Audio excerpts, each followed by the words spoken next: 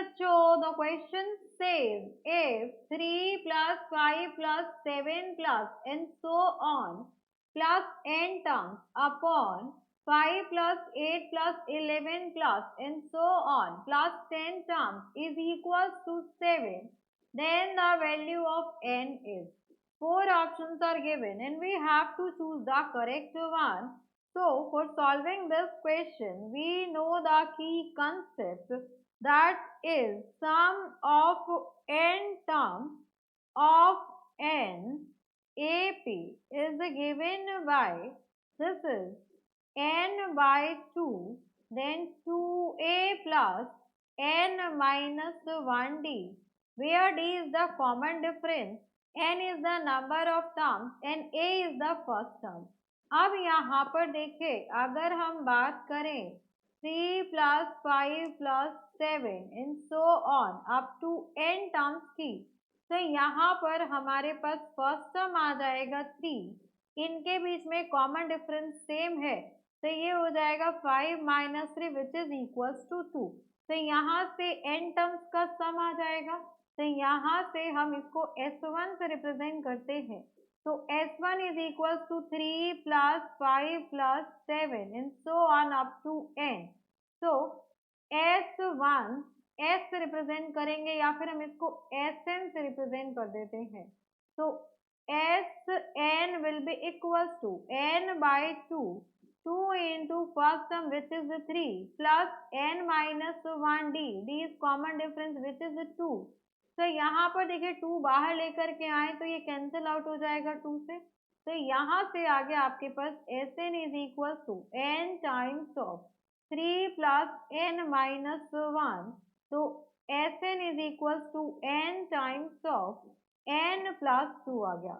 अब यहाँ पर हमारे पास नेक्स्ट गिवन है, डिनोमिनेटर में 5 plus 8 plus 11 and so on up to 10 terms. यहाँ पर आपको सम कितने टर्म्स तक चाहिए, 10 टर्म्स तक का, तो S10 की वैल्यू आ जाएगी आपके पास 10 by 2 then 2a plus 10 minus 1d. अब ये भी आपके पास AP है, इनके फर्स्ट टर्म की बात करें तो a आपके पास 5 आ गया, कॉमन डिफरेंस की बात करें तो 8 minus 5 which is equals to 3, so S10 will be equals to 5 times of 2 into 5 plus 9 into d which is 3. तो यहाँ से आप S10 फाइंड आउट करेंगे, 5 into 5 2s are 10 and 9 3s are 27, तो ये वैल्यू कितनी आ जाएगी 10 plus 27 which is equals to 37. तो ये वैल्यू आ गई आपके पास S10 की.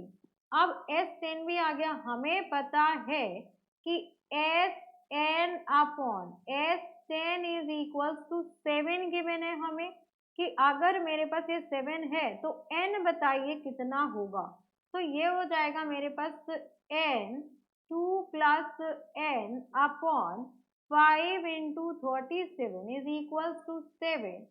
तो ये हो गया मेरे पास 2n plus n square into 7 into 5 into 37, तो इसको हम क्या लिख सकते हैं 35 into 37.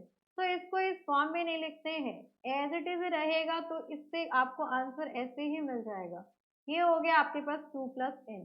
तो यहाँ से हम कह सकते हैं from here our n will be 35, तभी आपका n plus 2 आपका 37 आ रहा है. तो our required value of n is equals to 35. तो यहाँ से आपका करेक्ट आंसर होगा n की वैल्यू 35. ऑप्शंस में चेक करिए, n की वैल्यू 35 आपका ऑप्शन नंबर ए है. So for this question, option number A is our required answer. Hope you understood it very well. Thank you so much. Best of luck.